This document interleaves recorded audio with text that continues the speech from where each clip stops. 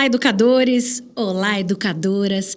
Sejam todos bem-vindos, bem-vindas a mais um episódio do podcast Educador em Cena, um lugar de boas conversas sobre temas do universo da educação e da literatura. Este programa é produzido pelas editoras do grupo Elo Editorial, Perabook e Elo Editora, e tem a apresentação de Ivani Magalhães. Em cada episódio, inspiração para o seu trabalho em sala de aula. E se você trabalha com leitura, esse programa é para você. Vamos conhecer a nossa convidada? Nossa convidada é Arlete Santos, professora, psicopedagoga e contadora de histórias apaixonada. Com quase 3 décadas de experiência, atua da educação infantil ao ensino superior, além de fundar coletivos de leitura e trabalhar em ONGs criando clubes de leitura. Pós-graduada em mediação de leitura e contação de histórias, Arlete acredita no poder transformador da educação e da leitura.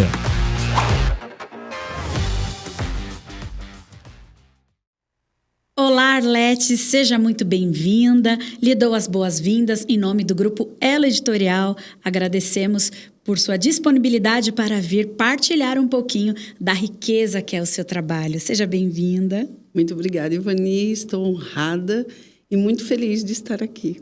Ai, que alegria. Arlete, nós acabamos de ver um vídeo com um pouquinho do seu trabalho. Mas é claro que eu gostaria de te pedir para que você nos conte quem é Arlete, fale um pouco da sua trajetória como educadora, como contadora de histórias. Justamente. Eu sou Arlete Santos e costumo me apresentar dizendo que sou professora por profissão, né? Psicopedagoga por formação e contadora de histórias e mediadora de leituras por paixão. Que delícia! E venho trabalhando já nessa área, né, da mediação de leituras desde finalzinho da década de 90 e sempre em sala de aula, projetos de leitura, formando coletivos, sempre nessa linha, né, de promoção, realização de mediação de leituras. Uau, já tem uma vasta experiência em sala de aula. Acredito que muitas turmas, muitas já passaram por você. Várias. E já tiveram seus olhinhos brilhando a partir de uma leitura feita em voz alta, de uma contação de histórias. Mas, Arlete, me conta, quem foi que te estimulou a ser esta pessoa encantadora? Teve alguém que influenciou nessa trajetória? Sim, em especial um professor. Ah, que bacana. Uma professora que teve um professor como inspiração. Justamente. Um professor que foi dar aula na escola que eu estudava no 5º ano, né? No antigo ginásio. E ele chegou nessa escola, e essa escola tinha uma sala de leitura à época, mas nós não podíamos usar, né? Porque a ideia naquela época é diferente da de hoje, né? E a direção achava que a gente ia estragar os livros, que a gente não ia cuidar e não deixava os alunos usufruírem daquele espaço. Então, só os professores poderiam pegar alguns exemplares e levar até a sala. E muito burocrático para conseguir. E esse professor em especial, ele ficou indignado com essa questão. Assim como a gente também ficava, né? Eu ficava pensando, para que uma sala de leitura se a gente não pode usar a sala de leitura, né? E ele fez um dia, ele chegou com uma caixa de papelão, com vários livros da biblioteca particular dele, e chegou e colocou na mesa, assim, e falou, podem escolher. Todo mundo ficou chocado, né? Falou assim, como assim pode escolher? Pode pegar o livro? Pode escolher. Hoje a aula vai ser leitura. E aí todo mundo fez aquele alvoroço na mesa do professor e tal. E eu fiquei, que livro que eu pego? Aí eu vi um, né, que me chamou muita atenção, que eu já tinha ouvido falar, e peguei para ler. E, a partir dali, ele sempre levava a caixinha de livros da biblioteca particular dele, deixava a gente ficar com o livro o tempo que fosse necessário e depois a gente devolvia. Só que, infelizmente, esse professor não ficou muito tempo na escola, meses depois ele foi para outra escola, enfim. Mas essa ação dele me trouxe um impacto tão grande que me motivou, né? Porque eu estudei numa escola de periferia, sou de uma família simples, né? De retirantes nordestinos, enfim. Então, assim, a gente não tinha acesso a livros. Livro era uma coisa muito difícil, né? A gente tinha acesso ao livro cartilha, mas livro, literatura, não. E aquela ação dele me fez ter vontade, sabe? De ler, de conhecer outras formas de leitura, que não a cartilha que eu tinha. E, por incrível que pareça, Ivani, depois, muitos anos se passaram, enfim, me formei, estudei, fiz magistério, né? Depois pedagogia, mas antes de ir para pedagogia, no magistério eu já atuei, né, em sala de aula. E qual foi a primeira ação que eu fiz? Levou uma caixinha de livros para a sala de aula? Levei a caixinha, eu me lembro assim, nitidamente, sabe? Daquela emoção de eu chegar na sala de aula com a minha caixinha de livros da minha biblioteca particular e compartilhar com os estudantes. É uma corrente do bem. Justamente. Porque eu fui, assim, impactada e passou adiante. Passei adiante. E eu imagino que hoje muitos dos seus alunos futuramente serão essas pessoas que farão essa corrente continuar e se fortalecer cada vez mais. Sim, e depois eu fui trabalhar também com a formação, né, de professores, e hoje eu tenho vários relatos de pessoas que também tiveram o impacto. Então, assim, o professor me impactou positivamente, eu tenho buscado impactar outras pessoas, né, tanto estudantes como professores também, e eles trazem um relato, sabe? Porque o maior medo das pessoas é a danificação do livro, é o livro ir e não voltar. E até mesmo as crianças, né? Elas ficavam assim, mas, eu posso pegar mesmo? Eu posso levar? Né? E eu falo, pode levar, não tem problema. E você traz quando você terminar a sua leitura. Esse é um gesto simbólico que demonstra também a confiança desse educador nas crianças. As crianças, elas gostam muito quando elas sentem que os adultos confiam nelas, não é verdade? Sim, é verdade. E a gente vê a conquista, né? E esse crescimento mesmo, né? do estudante. Cria um senso de responsabilidade. Justamente, porque eles eu entregava na confiança, sem ficar fazendo aqueles controles, né? Que eu acho super bacana também. Depois eu fiz em alguns momentos, até para ter uma estatística, né? Alguns livros acabam se perdendo. Sim, porque faz parte. Encontraram morada em outro lugar. A gente chora, mas aceita. Justamente, mas o legal é você ver as crianças lendo, né? E quando chega ao ponto, por exemplo, que já aconteceu, da criança querer ficar com o livro, dar uma perdida no livro, sabe? Eu não fico chateada, eu não fico preocupada com isso, porque é mínimo, né, o prejuízo, mas o ganho é muito maior, porque pensa, essa criança gostou tanto desse livro que ela quer aquele livro. E como eu trabalho muito com crianças que estão em vulnerabilidade social, então, assim, elas também têm aquele mesmo histórico que eu tinha, de não ter acesso, de não ter, né, condição financeira mesmo para comprar o livro. Então, são coisas mínimas perto de todas as coisas maravilhosas que a gente presencia. Ai, que incrível. É muito inspirador encontrar educadores que entendem isso e que sabem da potência dessa ação, né? É um gesto simbólico e que tem muitas camadas de significação, né? Então, assim, o gesto de confiança, o gesto de mostrar e empoderar as crianças, entender que a leitura é para todos, entender a leitura como um direito. Sim. Que todos têm. Sim. E eu queria saber um pouco, você desenvolve projetos de leitura, hoje você está em sala de aula, já esteve também como educadora das salas de leitura. Sim. Eu gostaria que você contasse um pouco das suas experiências na sala de leitura, na sala de aula agora, como eu posso dizer, comum, na sala de aula do dia a dia. Nos conte um pouquinho desses projetos, do quanto você planeja ações para envolver as crianças nesse universo da leitura. seja sendo apenas na sala de leitura, onde o foco e na sala de aula, onde você também faz costuras da literatura com todas as áreas de ensino. Você trabalha com crianças maiores hoje. Isso, hoje eu estou no ensino fundamental, né? Já passei pela educação infantil, já passei pela formação de professores, dando aula também na faculdade, inclusive para, né, pessoas que vão trabalhar depois na educação, enfim.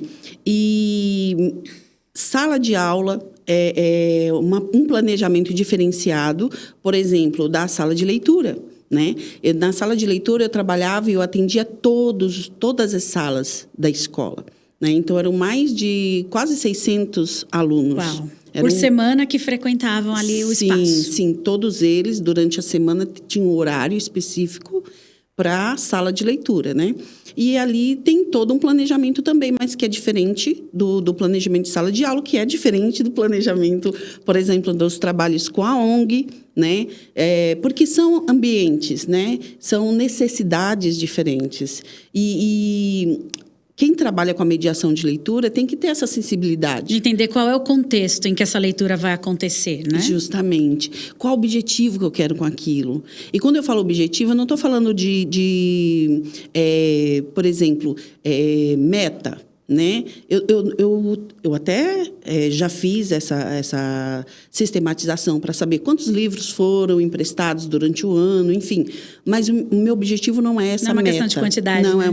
Justamente uma questão de quantidade, mas de qualidade, né? De realmente estar realizando um movimento em que essa criança, esse estudante, ele tem acesso de fato, né? Por exemplo, na sala de leitura, uma das primeiras coisas que eu fiz quando eu entrei na sala de leitura primeiro conhecer o acervo, né? Então, eu fiz uma reorganização para conhecer o acervo, saber o que era possível, o que não era. Encontrei livros que foram guardados, né? Não sei porquê, mas estavam guardados, né? Com temas específicos. E eu trouxe tudo, porque eu trabalho tudo, Ivani.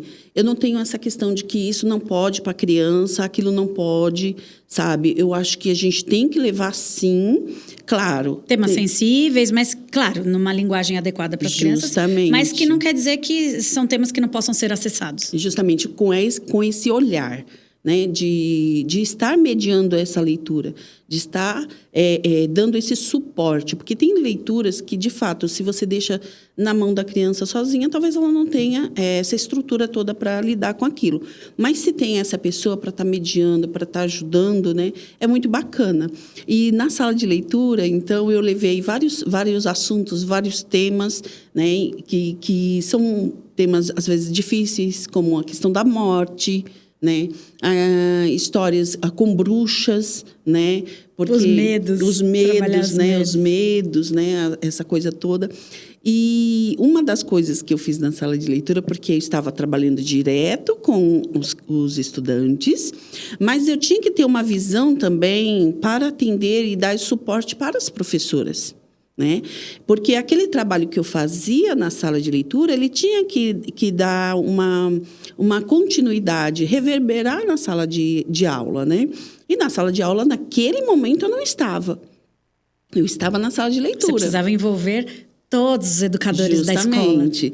Então, o que eu fiz? Caixinhas de leitura para todas as professoras. E aí eu fiz uma seleção, né? Livros para o primeiro ano, livros do segundo, terceiro, quarto, enfim. E preparei, a direção me apoiou, comprou as caixas transparentes, sabe? Fizemos impressão. A revolução dos livros. Nossa, a revolução. E aí todas elas receberam a caixa de leitura para poder levar para a sala de aula. Porque uma vez na semana, para ter a aula na sala de leitura, é pouco. Sim. Então, a gente tinha que dar essa oportunidade. E por quanto tempo eles permaneciam na sala? Nessa uma vez por semana? 45 minutos. É muito pouco. Muito pouco. Quando eles começavam a se envolver com a leitura, já encerrava. Até escolher, porque às vezes demora mais para escolher o livro do que efetivamente para ler. Justamente. E nesses 45 minutos, a gente tinha que dar conta de fazer a chamada, porque tinha a chamada de todas as salas. Uau.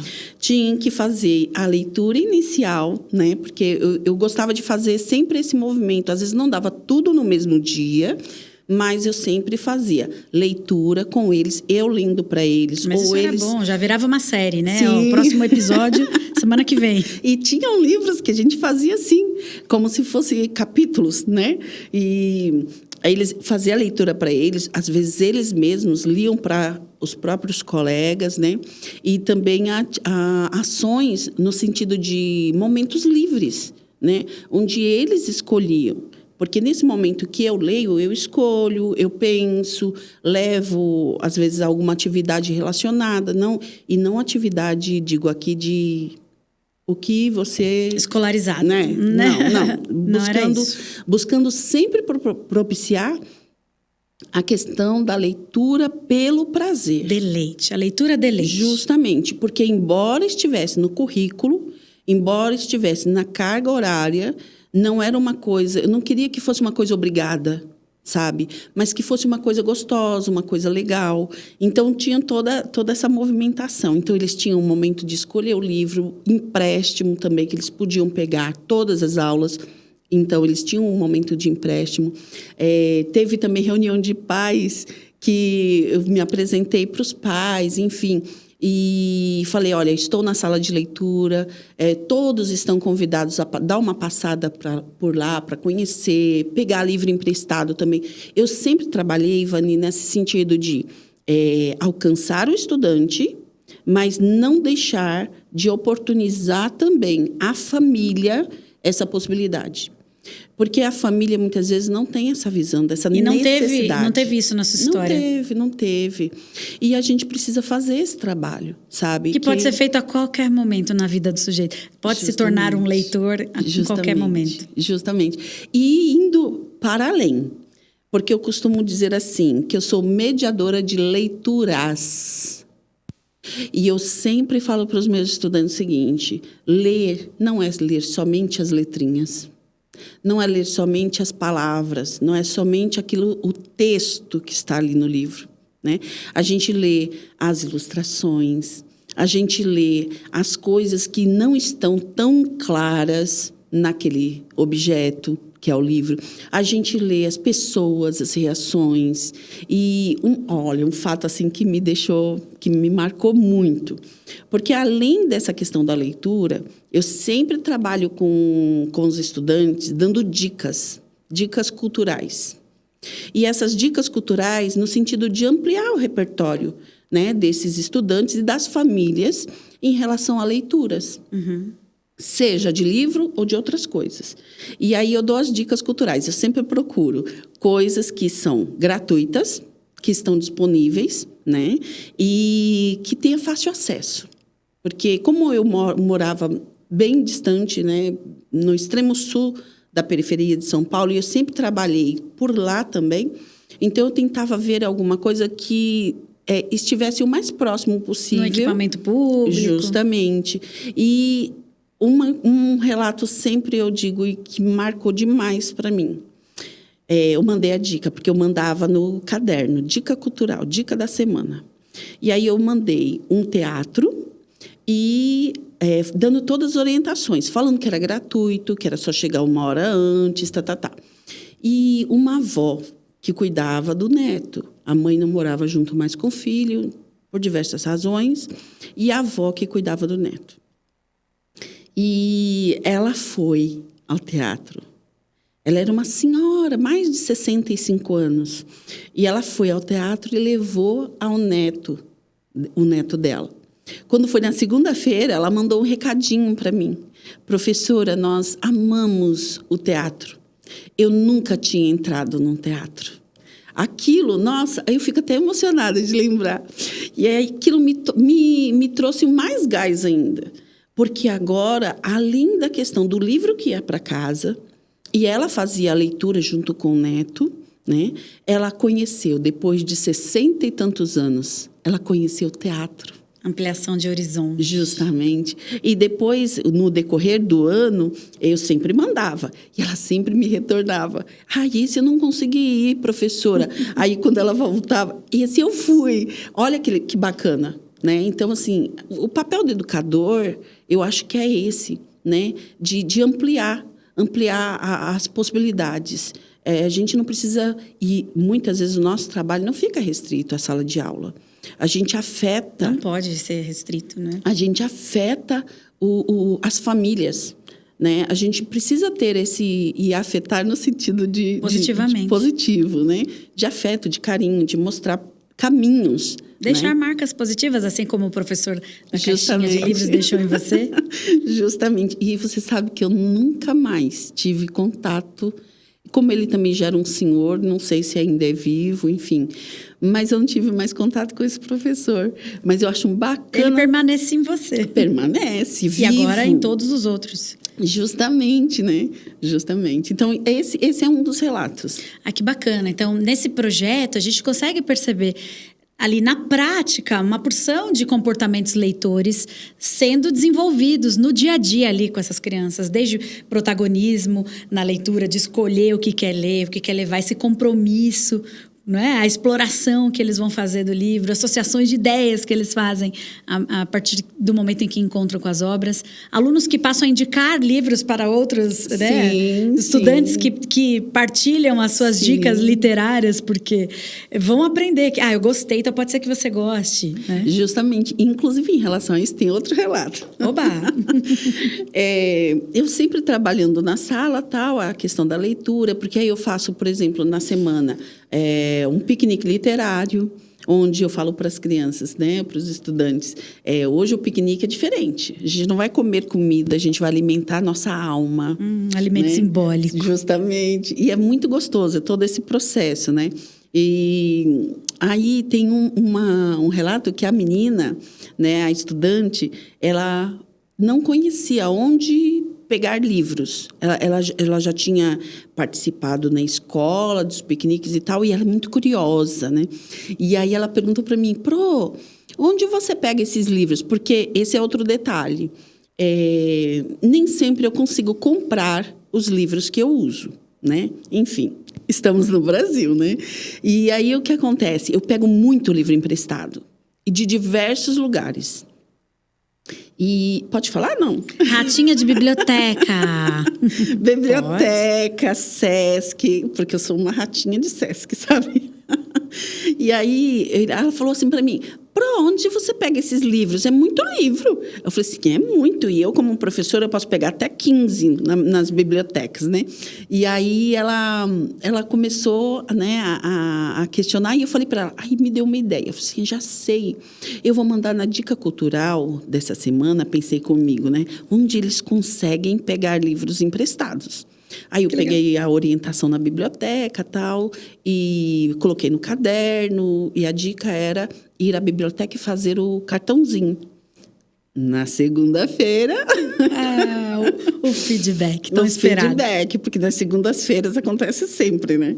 Aí ela volta, e ela volta com um cartãozinho que ela fez, com o livro que ela pegou emprestado. E aí ela fala para mim, eu também tenho cartão. Que bacana. Então, isso é muito legal, né? Porque a gente vê assim... Você mostrou um caminho novo para ela. Justamente, né? E olha, o fato dela sair da casa dela para ir a uma biblioteca, num passeio de família... E ter uma família que acolhe, né? que apoia. Que escuta essa criança e diz, você está falando é importante, vamos tirar um tempo para você ir lá até a biblioteca. Que também é resultado de um trabalho que eles percebem em você, né? A partir de você. Uhum. E aí, essas movimentações são muito positivas. E eu acho que isso como eu posso dizer, me retroalimenta. Sim. Porque eu vejo... Mantém a chama acesa. Justamente. Mas também, Vani... Que bacana. Não, calma. Respira. Vamos lá. Eu quero aproveitar essa pausa dramática que aconteceu aqui na nossa conversa Para agradecer a você que está aqui conosco assistindo essa conversa até agora, convidar para se inscrever no canal, ative o sininho para ficar sabendo das próximas conversas, dos próximos episódios, para mais inspirações para a sua prática em sala de aula. Não se esqueça de curtir esse vídeo, de comentar, deixa a sua sugestão de tema para próximos episódios e nós acolheremos a sua sugestão, hein? Então, muito obrigada. Vamos lá, respiramos, agora vamos entrar nesse campo um pouco mais denso agora, né? Porque nem tudo são flores. Nem tudo são flores. É importante falar disso. E a gente que trabalha com essa questão da educação, a gente tem que ter também essa sensibilidade. Então, teve um momento que eu estava achando que era o top das galáxias, né? Que eu estava sendo a professora maravilhosa. E aí, numa segunda-feira, o momento de trazer o que foi lido, o que foi feito no fim de semana... porque as crianças tinham levado a maloteca. A maloteca é uma malinha em que vai o livro para eles lerem, né? E aí, a criança chega, eu colocava o tecido no chão, delimitava um espaço em um lugar de proteção para esse livro, não jogar de qualquer jeito, e as crianças colocavam ali o livro. Quem quisesse compartilhar a leitura... podia, ou uma impressão, alguma coisa relacionada. Se indicava ou não, enfim. E um dos estudantes virou para mim e falou assim, eu odeio ler. Isso dói na alma. Nossa, aquilo me chocou. Porque eu nunca tinha ouvido... Porque assim, a gente sabe que tem crianças que têm maior facilidade, outras não. Mas com aquela força de ódio que ele estava no olho e falando, eu odeio ler, eu nunca tinha visto. Aquilo me impactou. Me impactou de uma forma que eu não tive ação na hora. E eu falei assim, então, vamos... Sabe? E continuei, porque realmente eu fiquei sem ação, mas eu fiquei com aquilo martelando na minha cabeça. E pensando, por que essa criança, por que esse estudante odeia ler? E até então eu não conhecia particularidades da vida dessa criança, desse estudante. E aí eu fui procurar. Resumo da ópera, a criança havia sido abandonada pela mãe, morava só com o pai, que era vigia, ou seja, ele trabalhava à noite. Dormia durante o dia. Ele chegava, a vizinha que ficava dando uma olhada, né? E, na verdade, ele não tinha ninguém que lesse para ele. Ninguém que estivesse junto com ele. Quando é momento de alfabetização, a gente sabe que tem que ter, né? Esse momento, esse apoio. Adulto referência para fazer a leitura. E ele não tinha isso. Então, é claro que ele ia odiar. Por quê? Segunda-feira todo mundo chegava contando, alegre, falando isso, falando aquilo e tal. E ele não tinha o que falar, ele não tinha o que compartilhar. E então, eu falei assim, pensei comigo, eu vou fazer o seguinte... Antes de levar esse livro para casa, eu vou mudar o roteiro, né? Ao invés deles apresentarem depois, eles vão ter a oportunidade da escolha anterior, fazer um momento de leitura. E escolher o livro que eles quiserem, mesmo que seja o mesmo que eles tenham lido. Porque também tem essa questão, né? Às vezes eles querem ler o mesmo várias e várias vezes, enfim. E comecei a me aproximar mais desse estudante e falar para ele assim, você quer que eu leia para você? Primeira vez ele disse não, jogou o livro e foi para outro lugar. Aí eu fui bem assim, sabe, sentando pertinho assim dele, né? Aí lendo em voz alta, né? Para ver se ele chamava a atenção dele. E ele lá, nem ligando. Aí daqui a pouco ele começa a virar e eu fazia vozes, aquela coisa toda. E ele acabou ouvindo a história.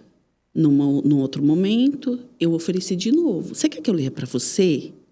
Aí ele sentou perto. Aí foi se aproximando, né? E aí o que aconteceu? Toda vez que eu fazia a leitura para ele, ele pegava aquele livro para poder levar para casa. Então, facilitei de uma certa forma, né? Para ele. E no final do ano, a minha alegria foi ouvir ele falando que agora eu gosto de ler. Que linda. Fico imaginando essa criança em casa, rememorando essa leitura que ele pôde ouvir de você. Essas leituras foram muitas ao longo do ano. rememorando e entendendo que a nutrição afetiva podia vir da professora, junto com a palavra, junto com a leitura. Justamente. E assim, às vezes a gente tem dificuldades diversas de comportamento na sala de aula, que era o caso específico desse estudante. Não por acaso? Não por acaso, mas por conta de todo um contexto, né? E o que eu costumo falar, por exemplo, na formação de mediadores de leitura, uma das coisas a gente não vai resolver a vida dessa criança.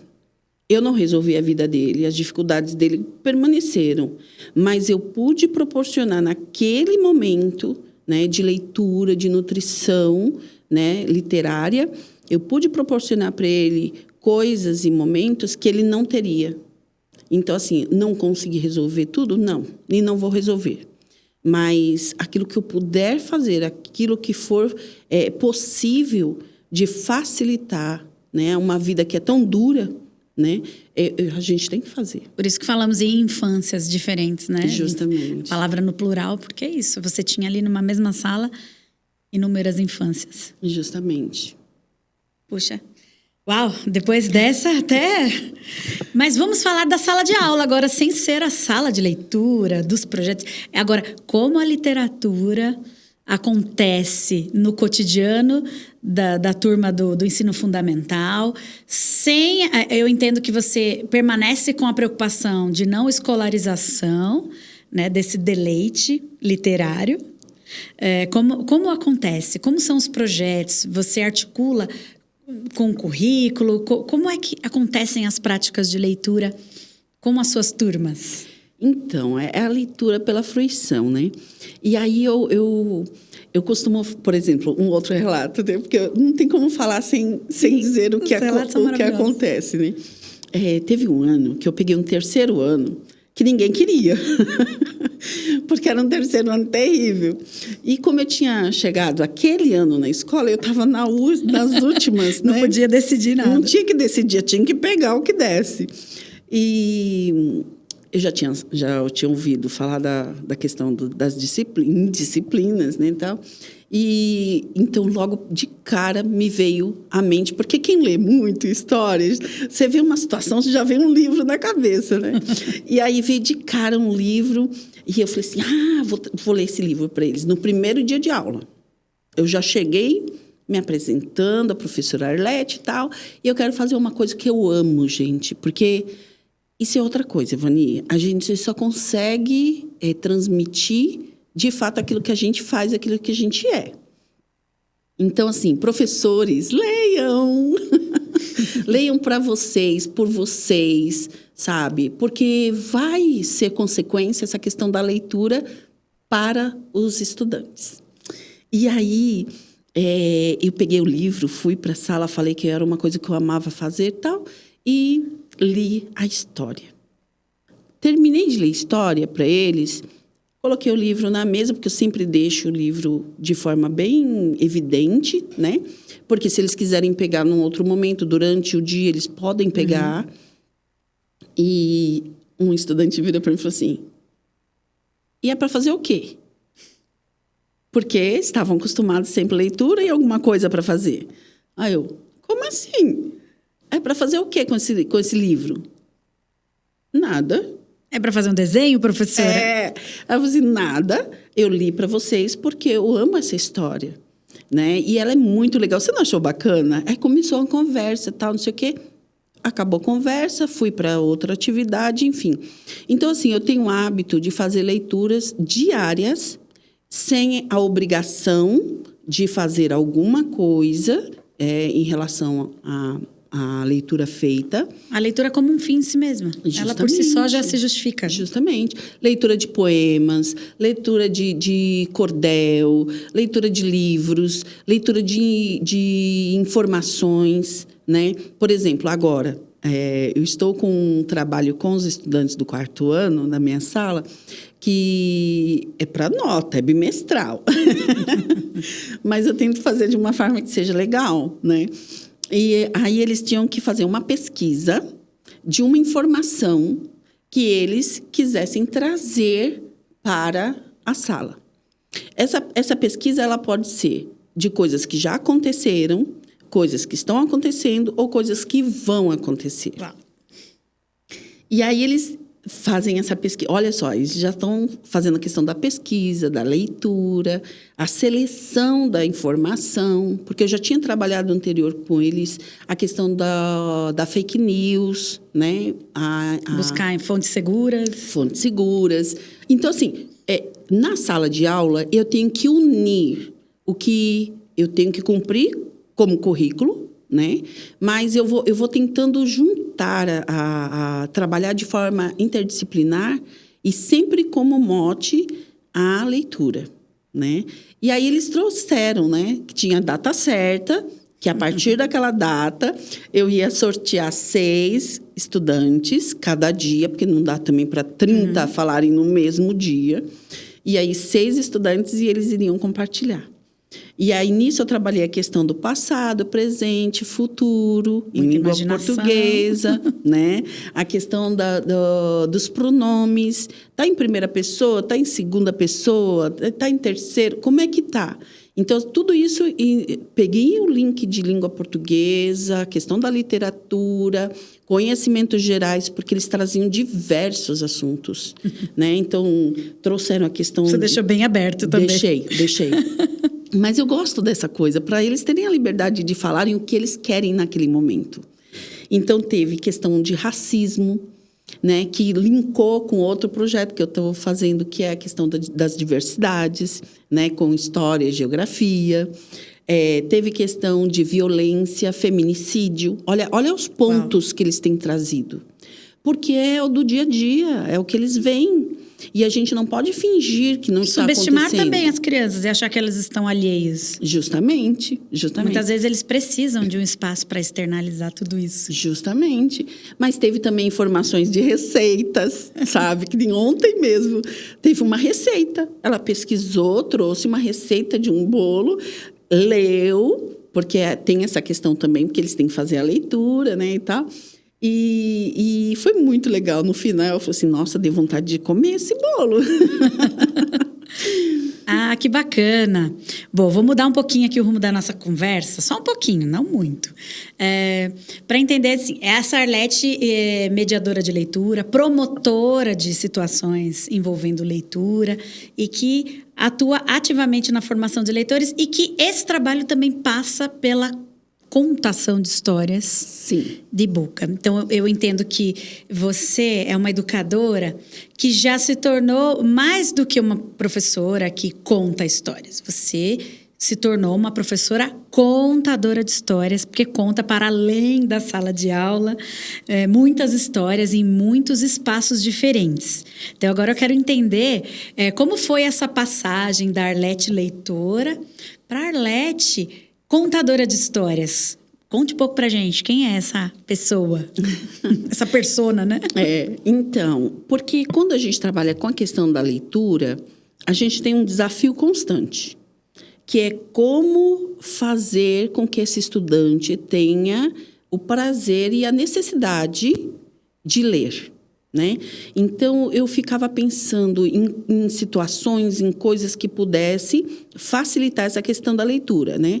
Então, sempre eu trabalho música, diversas gêneros, situações de artes também, né? Desde de confecção. Eu trouxe até aqui, ó. Confecção de materiais, né? Que isso daqui eu uso para uma contação específica. E isso me trouxe a necessidade de buscar estratégias, né, para alcançar esses estudantes. E uma das estratégias que eu percebi, porque também me tocava a contação de histórias, né? Então, foram várias pessoas que me influenciaram, né? Inclusive a Andréa Souza, que já esteve aqui. Você, a primeira pessoa que me deu formação de contação de histórias foi você, Ivani. Então, olha lá, você me influenciando também.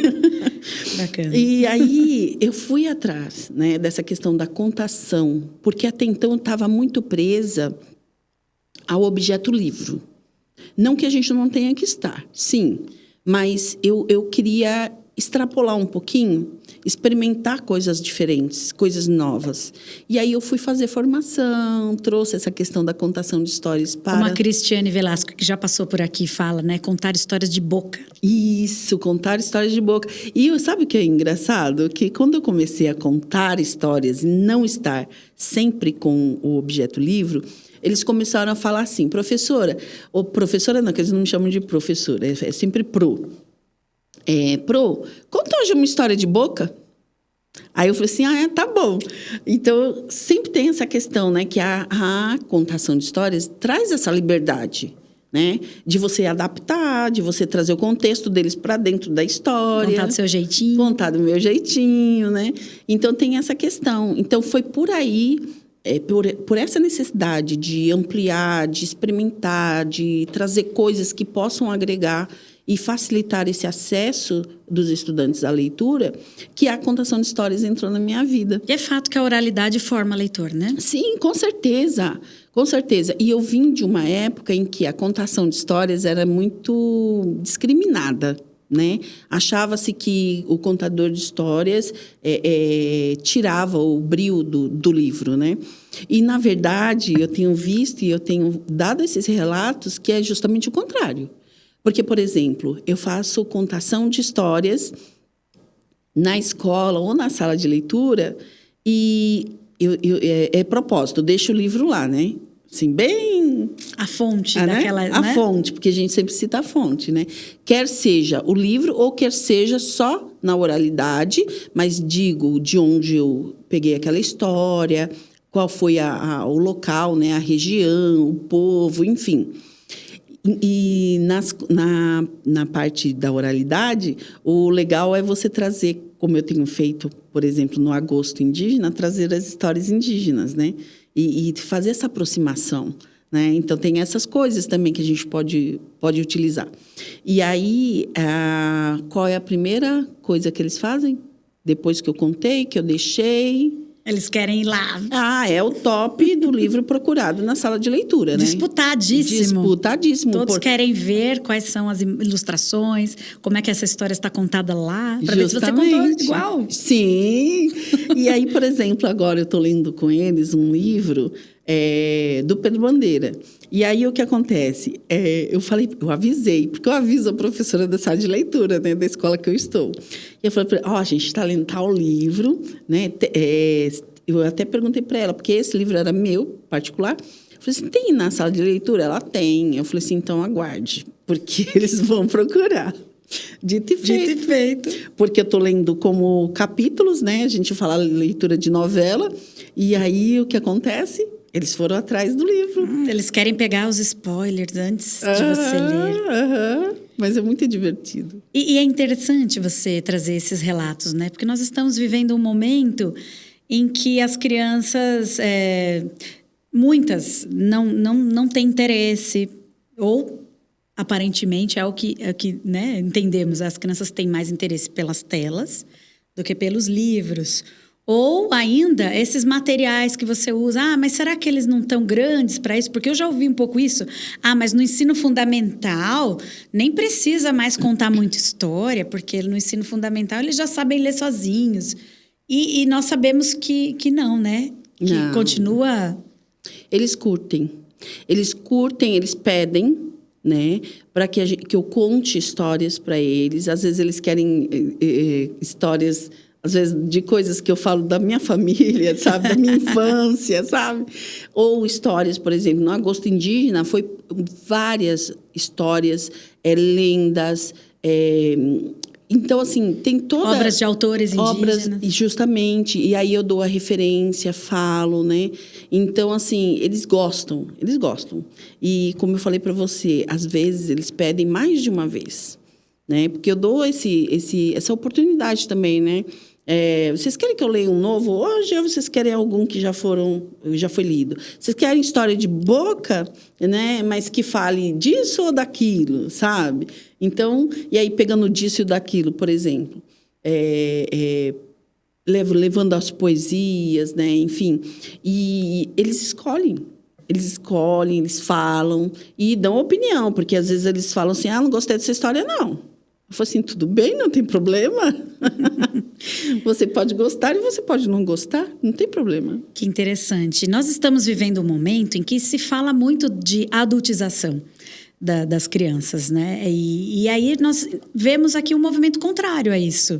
A leitura como um movimento lúdico que aguça o imaginário e que traz a criança para esse outro universo que é completamente diferente desse da adultização.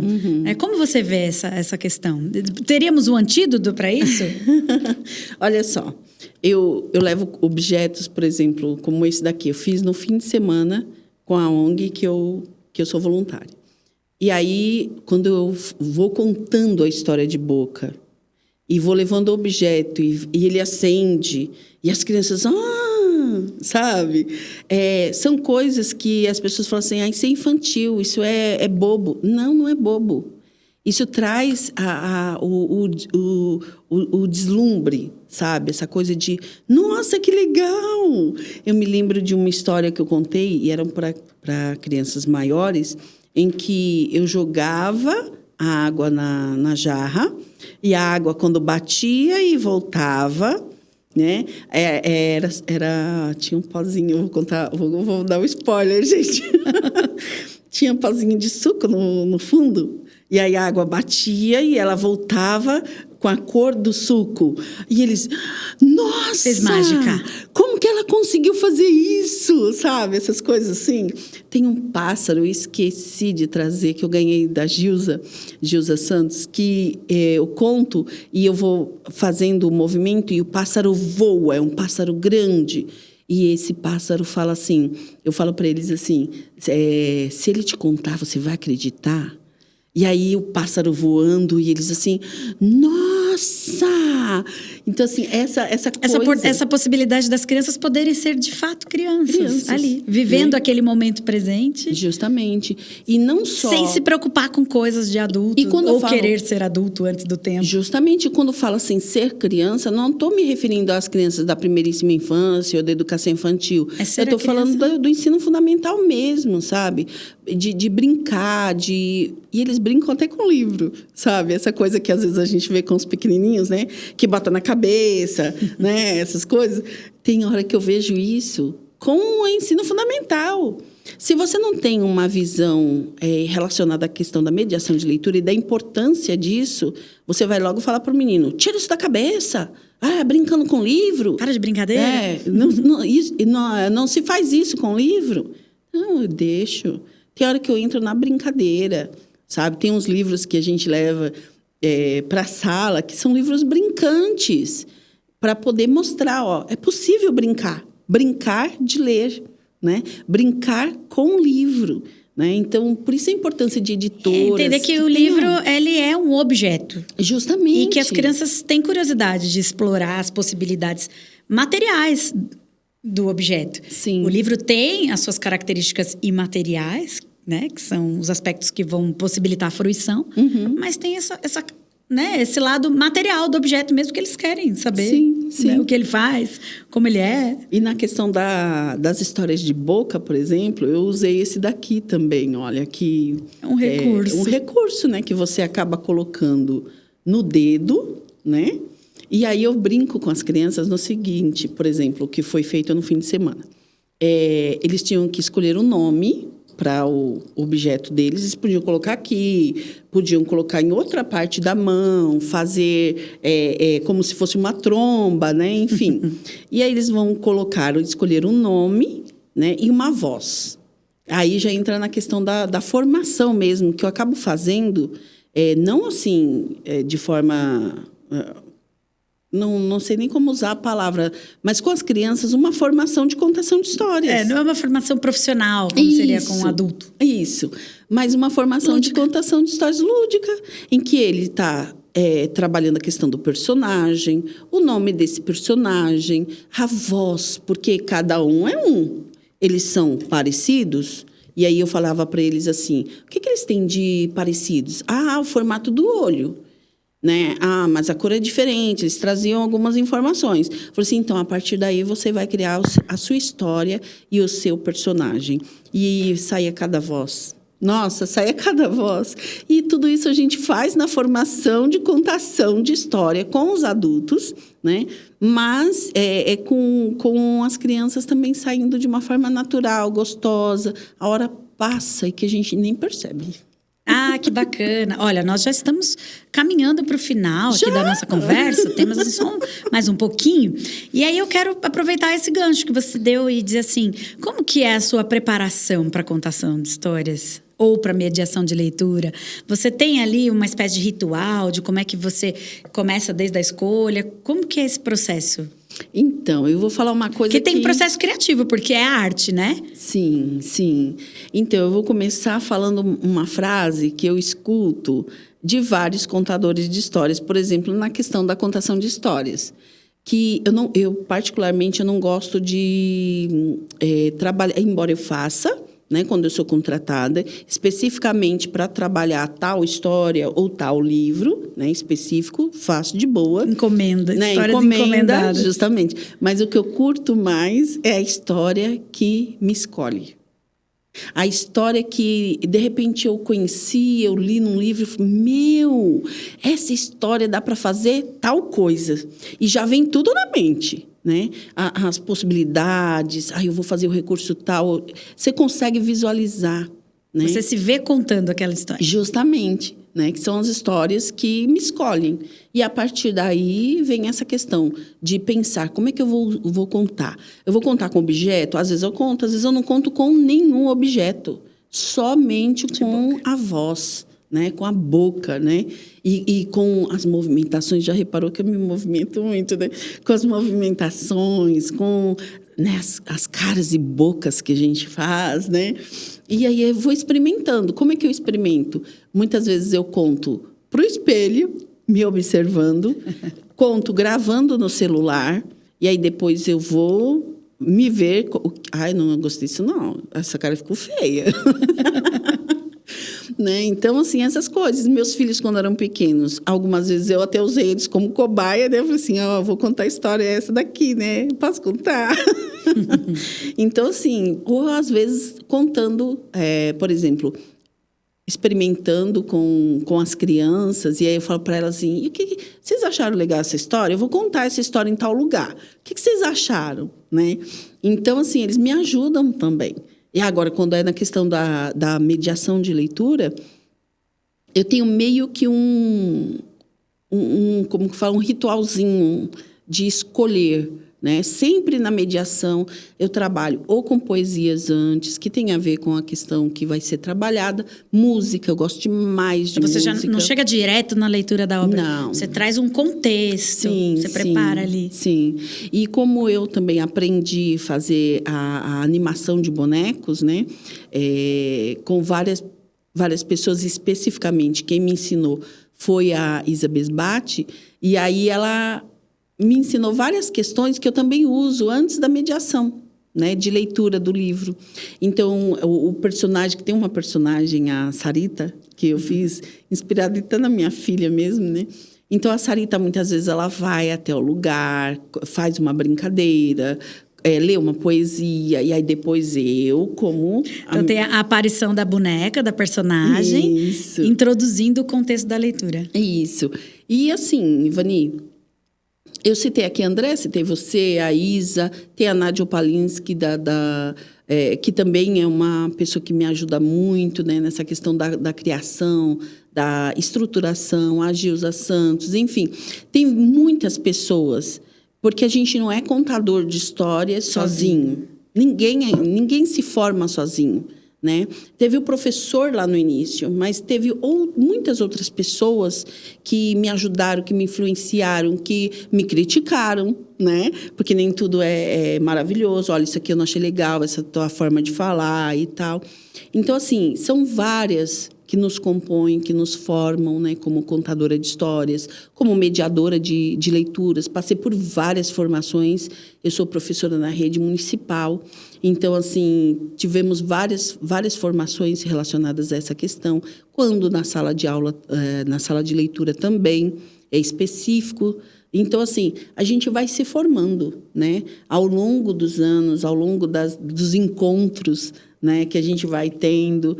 E assim vai acontecendo. E nunca é igual. Nem a contação de histórias e nem a mediação de leitura. Pode ser o mesmo livro. Às vezes até o mesmo grupo. O mesmo, pode ser. Que sempre acontece coisas diferentes. Porque nós somos seres humanos, né? Nós estamos o tempo inteiro aprendendo, sentindo, vivendo, né? E tem uma questão, por exemplo, que eu quero deixar aqui como ânimo, como alegria, como estímulo, né, para as pessoas. No começo eu falei que eu venho de uma família bem simples, né? E para mim, certas coisas, Ivani, era impossível. E nesse meu processo de leitura e contação de histórias, eu tinha um sonho. Eu queria ir na Filbo, lá em Bogotá, uma feira de livros que tem em Bogotá. E eu sempre tinha vontade de ouvir aquelas coisas, seguia e tal, né? Porque eu tenho uma paixão pela questão da América Latina, por ser latina, enfim. E o que eu fiz? Trabalhei, juntei o dinheirinho e fui. Eu consegui ir na Filbo, me bancando, né? Sozinha, sem patrocínio, sem nada. E eu cheguei lá na Filbo e conversando com a Nádia, porque ela foi junto comigo à época, nós duas sozinhas, e conversando com ela em língua portuguesa, pensando, né? Ai, vamos fazer tal coisa, vamos passear em tal lugar, vamos... Né? Aquela euforia, como criança mesmo, num parque de diversão. E as crianças ao redor, né? As colombianas estavam ouvindo a gente. E começaram a olhar e começaram a se aproximar. E a gente conversando. Dali a pouco, brasileira, brasileira! Eu, sim, sou brasileira. E aí começamos a conversar. Dali a pouco, Ivani, estava um grupo de crianças. Eu estava com o livro aberto, fazendo mediação de leitura. Foi um sonho realizado. Então, assim, não deixa o teu sonho se apagar, sabe? Não deixa. Se você gosta de fazer mediação de leitura, não é um trabalho fácil, não é um trabalho que você vai se enriquecer. Mas, se você gosta, se você vê futuro nisso, né? E eu tenho um prazer nisso, não desista, sabe? Busca, faz, se junta com pessoas. Eu em 2013, mais ou menos, eu comecei um projeto chamado livrolegal.com, que tem um Instagram, né? O livrolegal.com, tudo por extenso. Algumas pessoas já se juntaram por um determinado tempo, depois vão embora, porque trabalho sem remuneração fixa, a gente não tem uma frequência, né? Mas sempre nessa coisa, sabe? De realizar o sonho, de realizar a vontade, de ajudar. E unir pessoas com propósitos semelhantes. De unir pessoas com propósitos semelhantes, sabe? De levar pessoas para lugares que as crianças, os estudantes não teriam acesso. Né? Você mesmo foi na minha escola, né? Então, assim, essas coisas nos alimenta a nossa alma, sabe? Nós, professores, temos muitas dificuldades no dia a dia, temos diversos empecilhos para a gente fazer um bom trabalho, mas quando a gente vê o sorriso, os relatos, sabe, as experiências, e ver tudo isso acontecendo, nos fortalece. Né? Ah, que lindo. Entender que isso muda vidas. Justamente. Mudou a minha... E pode mudar mudar de outros. Ah, que alegria receber aqui, nesse espaço, no podcast Educador em Cena, uma educadora que é inspiradora, que provoca mudanças na vida dos seus estudantes. Então, foi uma alegria conversar com você, Arlete Santos. Muito obrigada por sua participação. Eu agradeço em nome do Grupo Elo Editorial e gostaria de passar agora a palavra para que você se despeça da nossa audiência, deixe aqui alguma mensagem. E é isso. Muito, muito obrigada. Obrigada a todos e todas que estão aqui nos assistindo. Eu que agradeço o convite, né, a oportunidade. Agradeço a você que está nos ouvindo, né, que vai aí... que está gastando esse tempinho, né? Investindo esse tempo. Gastando não, né? Investindo esse tempo. E agradeço tudo, né, gente? Porque, olha, cada pessoa, cada cada criança, cada oportunidade. Isso faz com que a gente possa seguir em frente, né? Então, mais uma vez, eu quero dizer, continua, sabe? Continua. Porque a gente não pode desistir. A gente não pode desistir da gente, a gente não pode desistir do outro.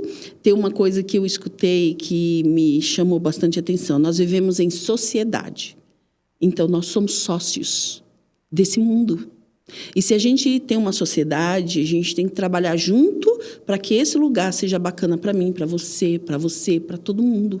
Então, vamos viver de fato em sociedade. Ah, que linda, que alegria ouvir uma professora assim, que é pura inspiração. Muito obrigada. Obrigada. Até o próximo episódio.